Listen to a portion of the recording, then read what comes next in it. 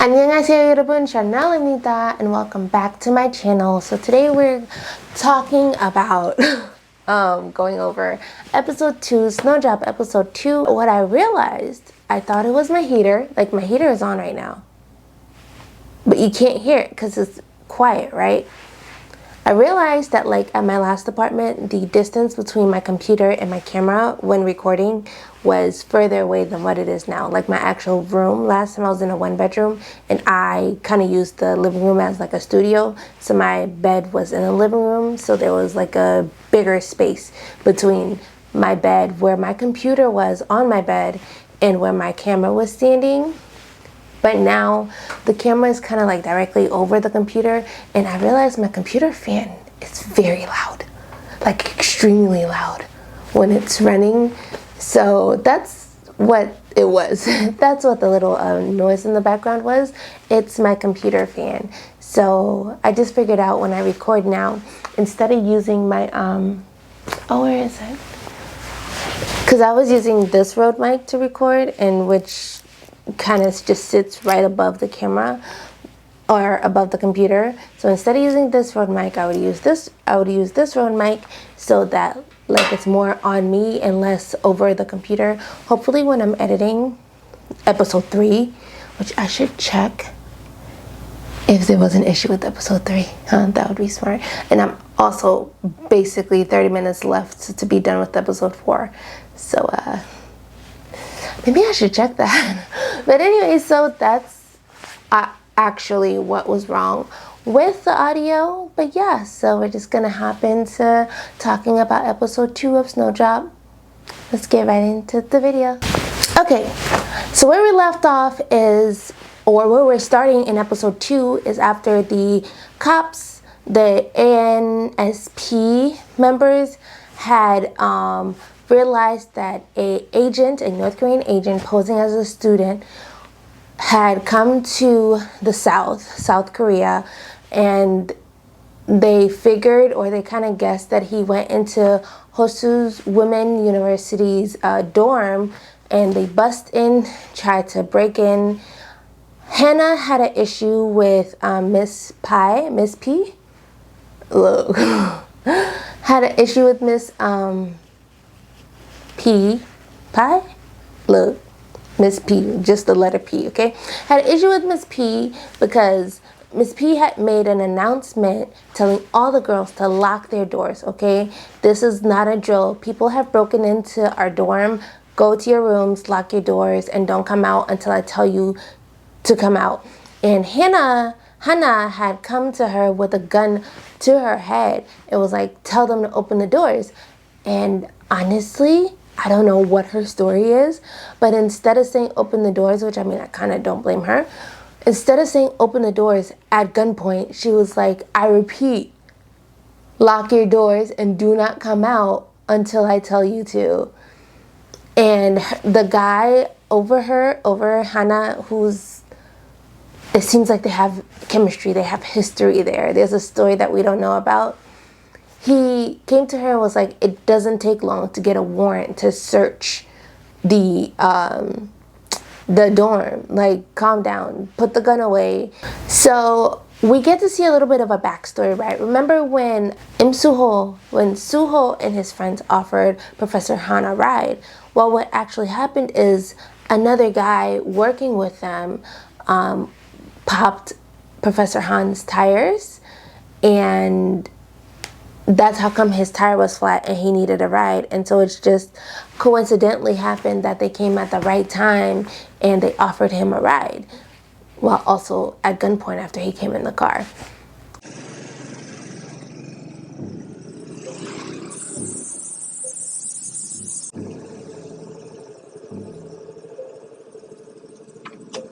So they get the warrant and they go searching through the dorms, right?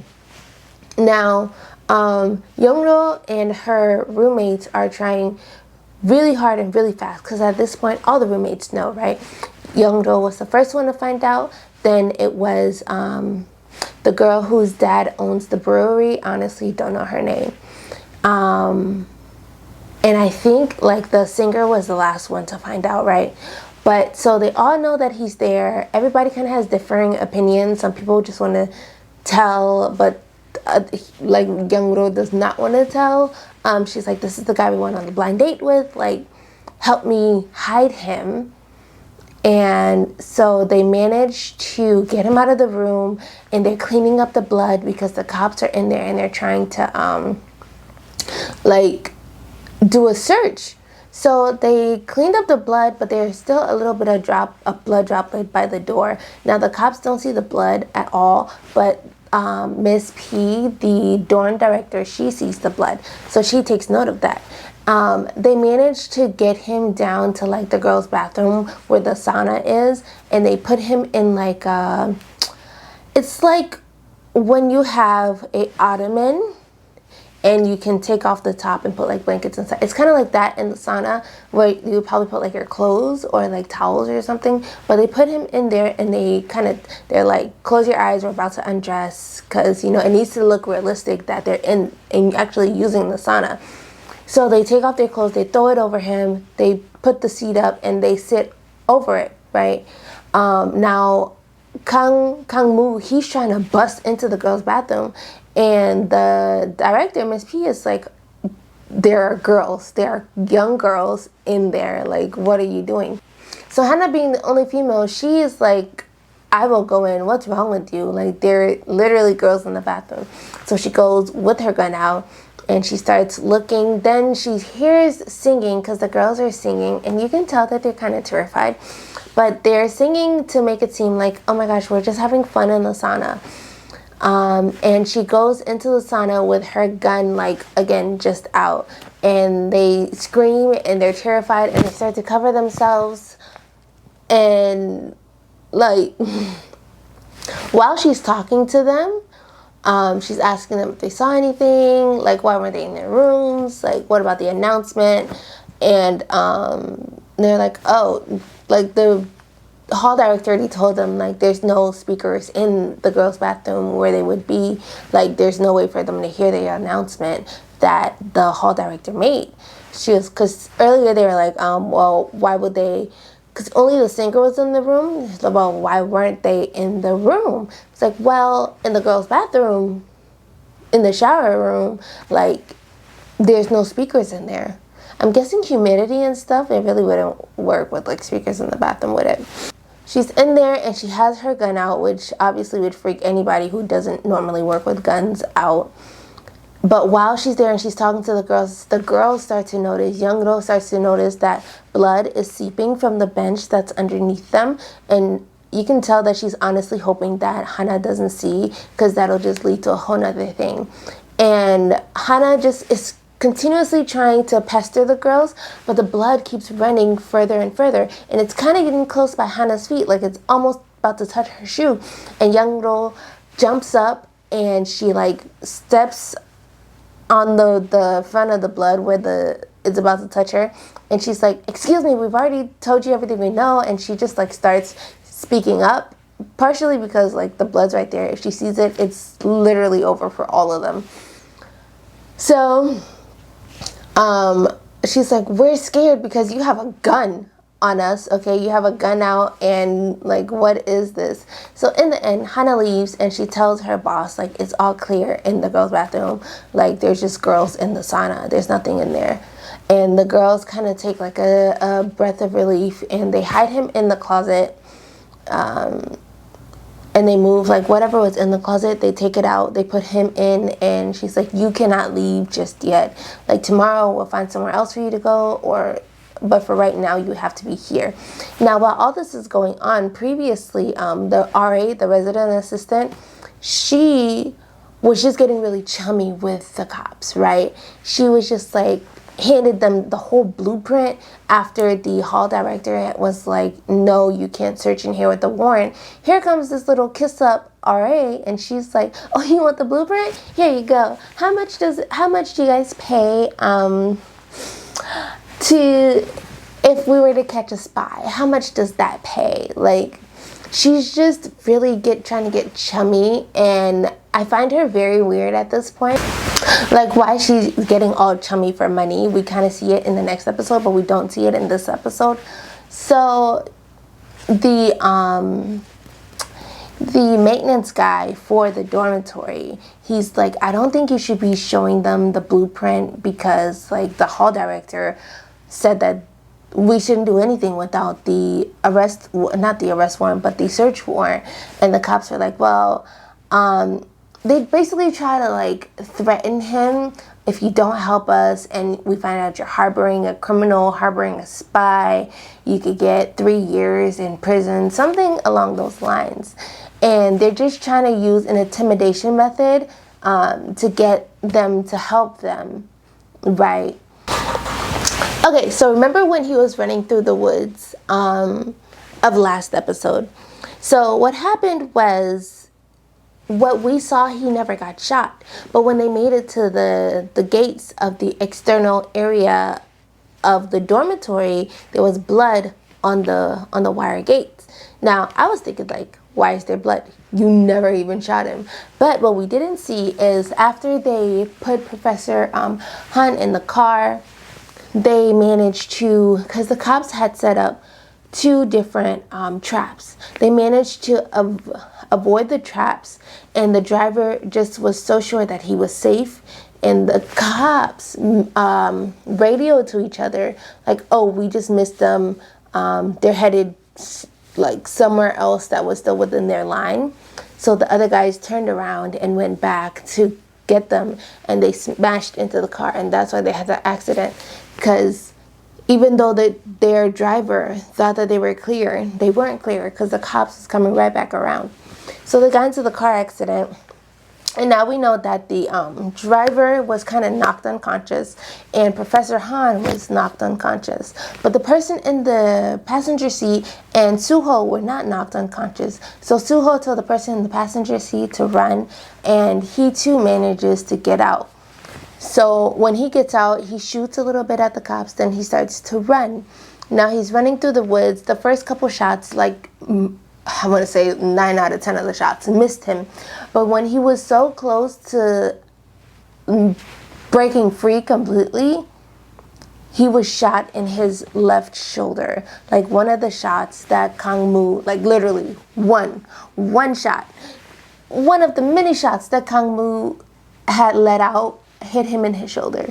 He was so close to making it out, but he rolls down the hill. He manages, I don't know how, with a not broken, but like with a injured shoulder, he manages to climb over the fence and scale up the building to the open window that we learn is room 207.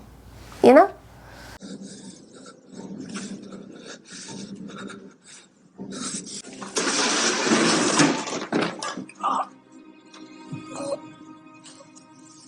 So while they were chasing Soo-ho on foot, one of their other agents were taking the driver of the getaway car to go get interrogated. Now, they were trying to get him to say, oh, Soo-ho is a North Korean spy.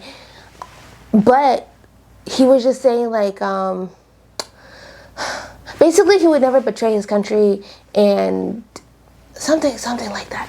But he was just saying like, he was, oh my God. He was just saying like, he basically, long story short, he would never betray his country. Long live, you know, Democratic Republic of Korea. Democratic People's Republic of Korea. You know, that's what he was saying. He was just saying he would never betray the Democratic People's Republic of Korea. Do they say Korea or North Korea? I think they just say the Democratic People's Republic of Korea.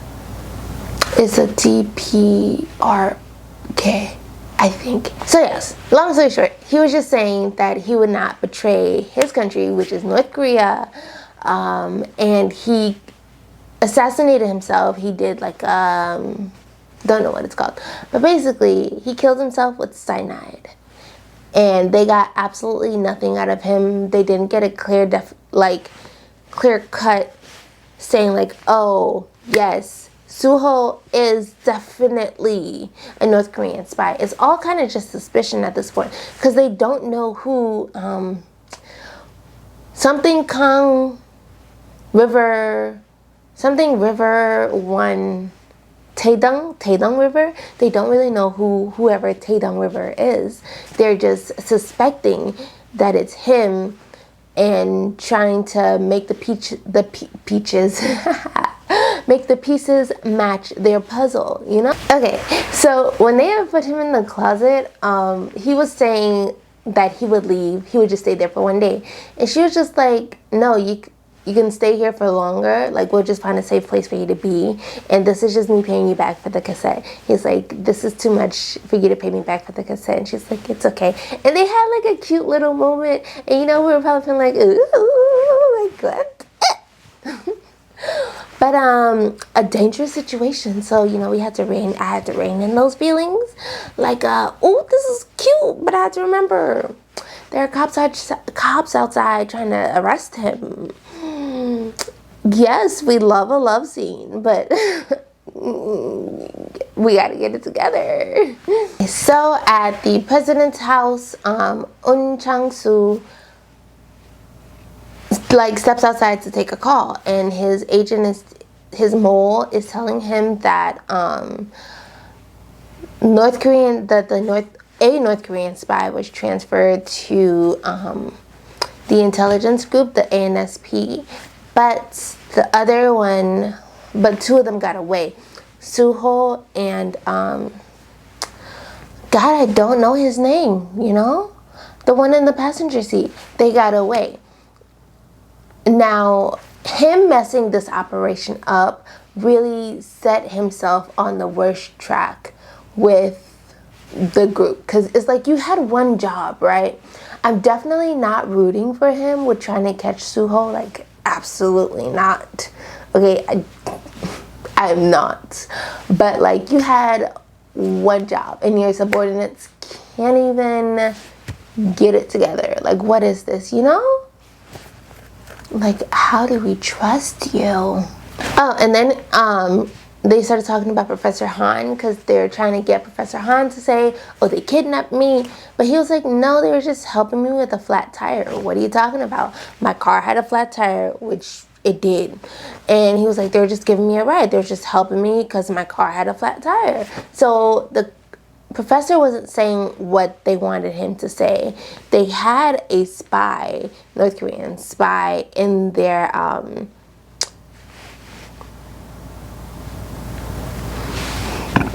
what's the word? Well, they had a North Korean spy with them that they captured, but they hadn't gotten to interrogate him yet at the time that he was reporting all the things that were going on. But he just tells him to keep him updated, and they hang up. And this is when Tae comes in, and he's just kind of like sticking it in. Oh wait, no, because before the head of the intelligence group came to speak to Chang-soo. So after he hangs up the phone, Nam-tae is kind of on the side, and he is waiting to ask him if the operation succeeded. 어떻게 됐어?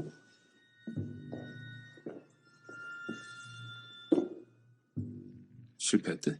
봉황 작전이 탑시크릿 이라 안국장도 모르게 추진하다 보니까 대선이 채 3주도 안 남았어. 3주도 뭐가 어려워?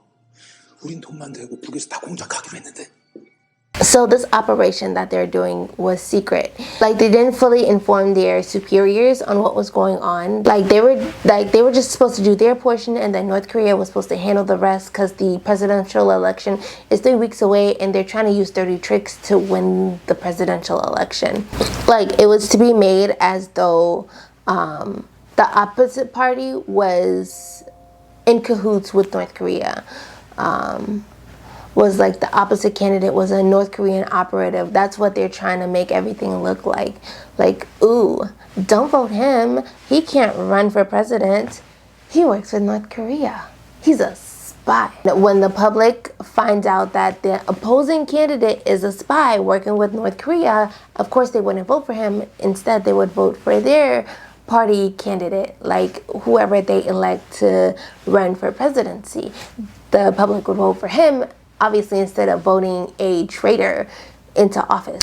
But now with everything just messed up and everything jumbled up, Tae is honestly, everybody's looking for a way to backstab everybody.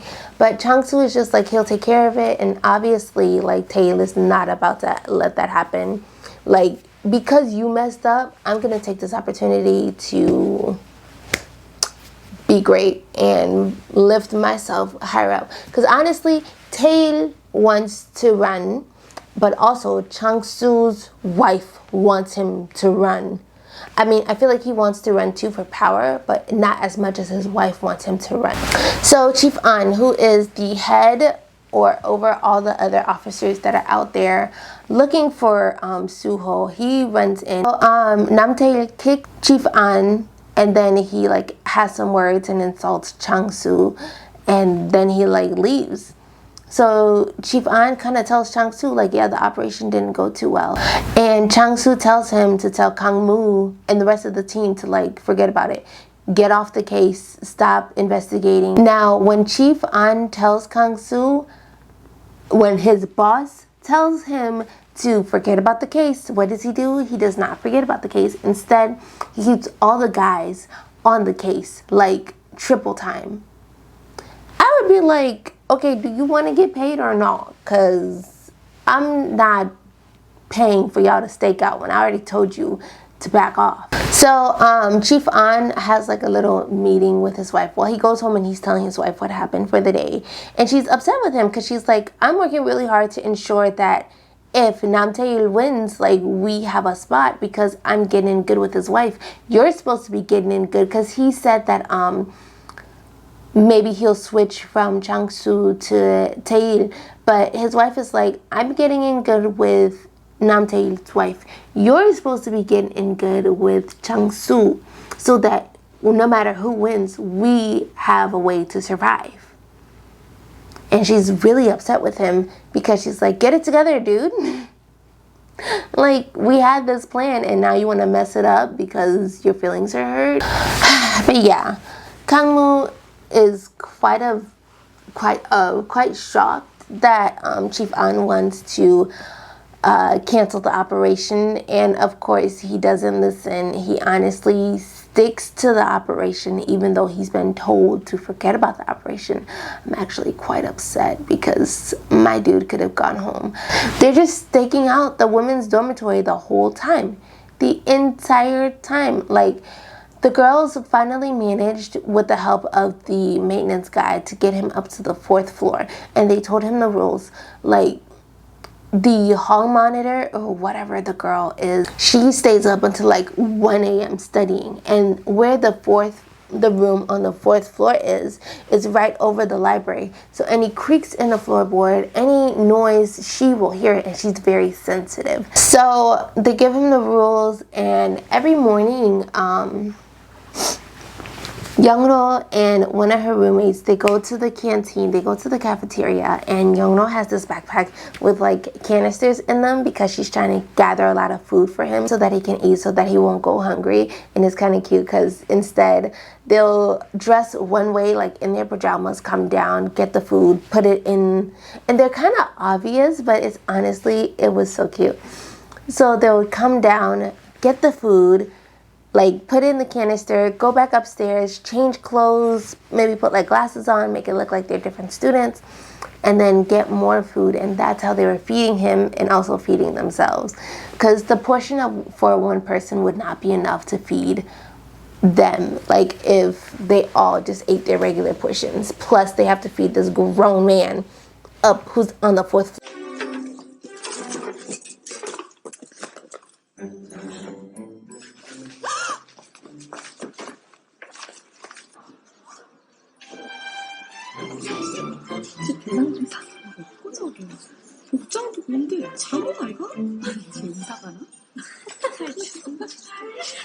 Now on the 4th floor, they put him there because nobody goes there anymore.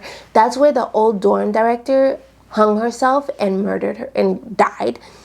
So that's where she hung herself and died. So nobody goes up there anymore, and it's actually kind of creepy. There's cobwebs, it's old, the glass is like broken, and it's basically just a great space for him to hide because exactly as it's, nobody goes up there. You want to put him in a place that it's gonna be the least amount of traffic. So back at the ANSP, Hana comes in the next morning after everything, and she's talking to Kang-moo, and she's telling him like there's nothing in the papers about a car crash, about gunshots, nothing, because they were shooting in the open, like they had a major car crash, but there's nothing in the papers. Somebody was keeping the news non-existent from the world. And he tells her to like keep watch of Professor Han, and then he leaves the room. Now we continue to see that there is something between them, or there was something between them. Now Kang-moo is interrogating his comrade, which obviously we know he poisoned himself by cyanide. They got literally nothing. Okay, yeah. He was just saying, oh yeah, he just yelled, "Long live the Democratic People's Republic of Korea," North Korea. And in the end, he killed himself by cyanide poisoning. And they got nothing, they got nowhere. They even lost the lead, so I think it's time for them to give up. But Kang-moo doesn't think it's time for them to give up, which I just don't understand. Yes, because before they got him on the 4th floor. So before they moved him to the 4th floor, Soo-ho was in the closet that's in the public bathroom. Now, I don't know why, but he came out of the closet and he had to hide because somebody was coming in. Now it was Bono, the girl, the RA, who faked like she was a college student and probably wore somebody's stolen clothes. She came to do her nighttime routine, get ready for bed, so he had to hide, and he almost got caught, but she just didn't look back.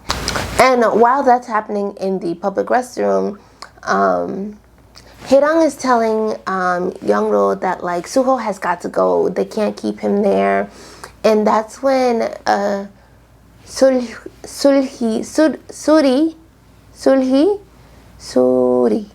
that's when Suri tells her like about the old dorm director that hung herself on the 4th floor, and that nobody would go there. So that's when they come up with the idea. Oh my god, I can't talk. And they realize that they're gonna need Mr. Kim's help, and they go to convince him to help, which he does. He's like a really sweet harabuji. They go to Mr. Kim. Mr. Kim accepts and decides to help them, and they take him upstairs. He unlocks the door, and that's when they give him the rundown of the rules and everything. You can't do this, you can't do this. Make sure to be careful when walking because Shawty, who always studies, is really sensitive, so be careful. And Mr. Kim, the maintenance guy, he warns them that Buno, the RA, like she was being really helpful with the cops earlier, so you want to make sure not to tell her because you don't really know what she's gonna do, which is really smart because Young-ro, like a little too trusting human being, she opens up to her, she talks to her. She's really like the Shawty's only friend. And bro, she pisses me off. Not Young-ro, but like Buno, the RA, she really makes me mad, and plus she really creeps me out, and I'm just like, I tried to like you, but I can't like her. I can't. No. So as they're walking, so before they get up to the 4th floor, they had to like go through before they get to the 4th floor, they had to make it out into wherever the door. They had to go through the bathroom because he was in the public restroom. So they had to get him out of the public restroom. But as they were trying to do that, Bunok is like coming out of her room. So they hide in the corner, and she's dressed with like a really shiny dress, or I think it was a white dress, and like silver shiny shoes. Now she's walking back and forth up the hallway, and one of the there's only 2 roommates. It's not Sori, and it's not the Hae-dong. It's not her. So it's Young-ro and the one who didn't go on the blind date. And she's like, aren't those the shoes that Hae-dong lost? and they're like, isn't that the dress for another girl in the dorm? And they realize that she's been stealing the clothes from the other girls in the dorm. 아니 근데 아니 청년이 입고 신은 게 저기 안 보여? 학생들이 훔쳐졌다고 신고한 것들 아니야? The girls lost items. She's been taking them. So after she goes back in her room, they manage to get him up on the 4th floor, and that's when it starts with them feeding him and going to the cafeteria and trying to get more food so that they can take food to him, also that Young-ro can take food to him. And Mr. Kim and the other girl leave Young-ro and Soo-ho. Young-ro dresses Soo-ho's wounds, and she starts to tell him a little bit about her brother. Like, in these moments when they're upstairs in the attic room, basically the 4th floor room, alone, like they really do just start to connect and talk to each other, and it's the cutest thing, I swear. So before she left the night before, they had made a secret code that would tell him who's knocking, whether she was the one who was knocking or one of the other girls were the ones who were knocking, so that he would know who was coming, so that he could not hide. So if you know who's coming, then you can hide beforehand, but if you don't know who's coming, then well, if you know who's coming, then you don't have to hide, but if you don't know who's coming, then you gotta hide. So the next morning when she brings him the food, he asks her for batteries because he's like, I found a radio and I just want to listen to the radio a little bit. But really he wanted to like listen to outside news, which he's not going to tell her all that stuff, but he's just like, I just want to listen to music. And then he starts to say that he's worried for his Dongmu, and then he realizes Dongmu is the North Korean word for comrades, and he's like, I'm just worried about my chingu, my friends. And then he asks her if she could bring him like the blueprint or the plans, or tell him the plans for the dorm and other ways to escape besides the front gate or the front door. And she's like, yeah, I'll get all that for you, but like you have to eat first. You have to get your strength. You have to heal your wound because you got shot, my dude. Like, you gotta heal your wound. So she kind of makes him promise in a sense, like, you won't leave until your wounds have healed, which he kind of leaves a little bit before his wounds have healed. So they get on the topic of her brother, and she tells him that her brother's in the army and he can't really leave. And Soo-ho just kind of tells her, like, I'm sure he misses you. Or Soo-ho tells her that he probably misses you, and he's like, you probably nag just like my sister. So the next day is actually Nam Tae's wife's birthday, which the craziest thing happens, but you guys will find that out. So like, she and a group of other women are sitting down. It's like maybe 6 to 8 women. Look, 1, 2, 3, 4. Actually, maybe 4 to 6 women are sitting in her living room, and it's her birthday, so they're giving her gifts. She tells her maids to come and bring in the party favors. Now, the party favor, they open it, it's a knife, and I think the knife says sincerity. The knife says sincerity. And she's like, how do you serve your husband? And they open it, and it's like, with sincerity, which is kind of funny. It's kind of ironic because her husband's holistically cheating on her. Like, there's no doubt he is cheating on her with Sunny from 2KP. But yeah, that's her word of advice to the other women. Serve your husband with sincerity, and you just won't know if he's cheating on you or not. But you serve him with sincerity. We move on to Tae. Literally, he's telling his mistress everything that's happening within the company. She's basically calming him down and telling him that another man was the head of the operation, so he shouldn't be worried because he's not going to be implicated. And when he's about to head out, she's like, she hands him a gift, and he's like, what's this? And she's like, it's your wife's birthday. Bruh, it's the audacity that he has to not even remember his wife's birthday. And your mistress is the one who's reminding you of your wife's birthday. I literally cannot. Like, how dare you?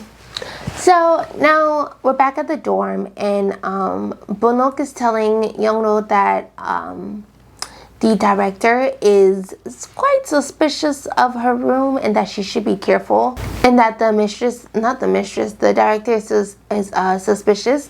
And then she shows her the card, like the business card from the cops, and she's like, he said that I could get 500 million won for turning in a spy. And this kind of makes Young-do nervous because, like, we all know that she's harboring Soo-ho within the dorm room, but it's not just her. And then she's like, with that money I can buy a ticket and go to Berlin, because he told me, he being Soo-ho, who is on the 4th floor, who she forcefully took his thing to be his partner as in the blind date. She's like, yeah, so I could go visit him in Berlin, and like, just saying, like, that 500 million won could really do a lot for her. I mean, 500 million won could do a lot for a lot of people, but you don't see other people selling folks who they don't. You know what? Maybe they did. Maybe they did sell folks out, even though they didn't know if they were or were not spies or traitors. Maybe they did. But you know what? She makes me upset, because she just makes me upset. Okay, she doesn't know that it's him, but even when she does, bruh. 나보고 보고 싶다고 오라는데 갈까? 정말 옷좀 하나 생겨서 베를린으로 날아갔으면 좋겠다. Like, while she's saying that, you know, he invited her to Berlin, we see that after they left from the coffee shop, Soo-ho tells her, yeah, I have something to do, so I'm not really going to be able to go to the concert with you. And she looks kind of like taken aback, like she's surprised. Like she just thought he was just going to go with her to the concert. So he leaves. And that's when he had ran into Young-do at the record shop. So now Young-do is back up on the 4th level, and she asks Soo-ho about his necklace that he always wears. Got the necklace from a woman, which he confirms, but he doesn't say which woman. And this kind of like grinds her gears. Not really grinds her gears, but it kind of makes her feel distant, right? So she starts to distance herself. She's like, oh, well, I have homework to do. I'm gonna go.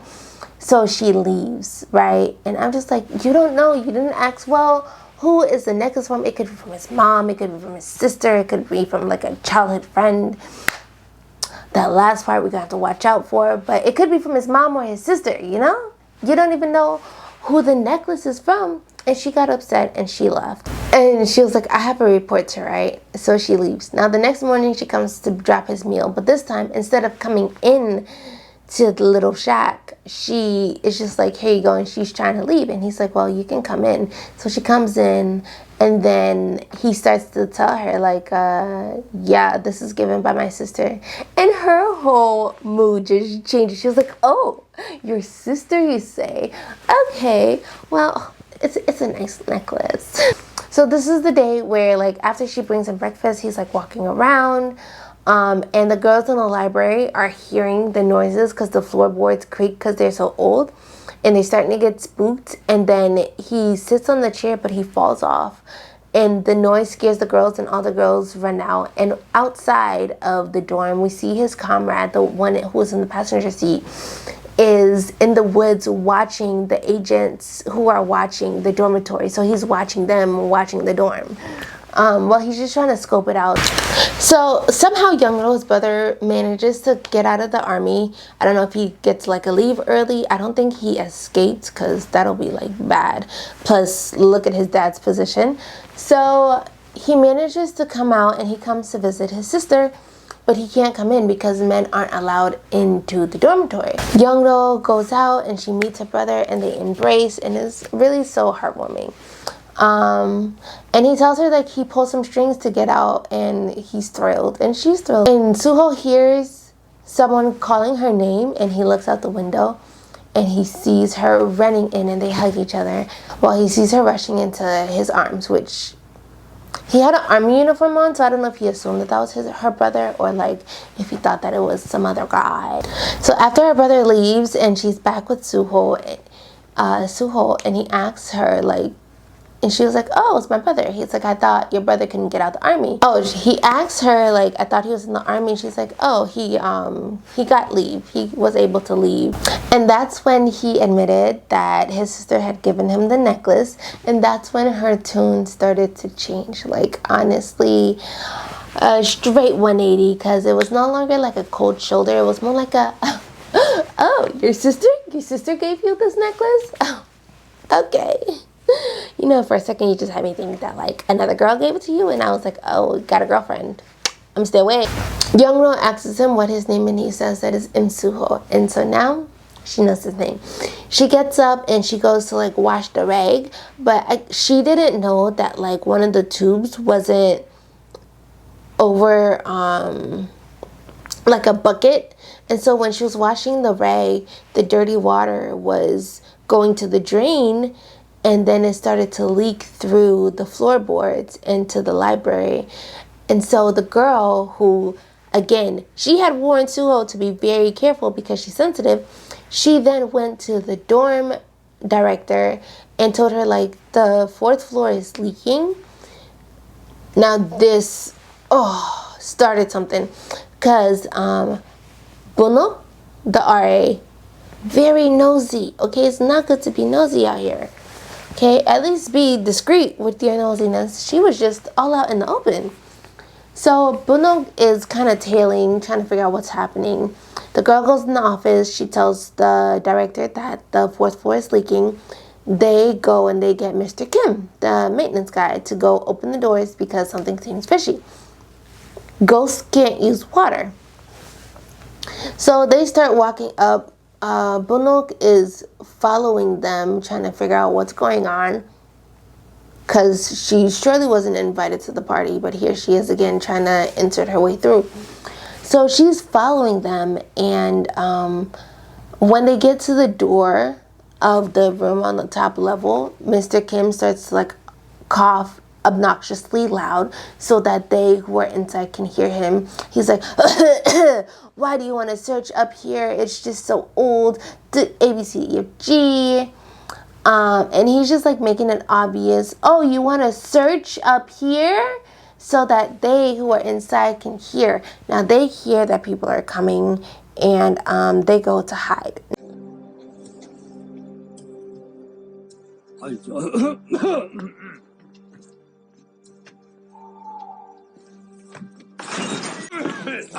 아유 언니가 이게 아유.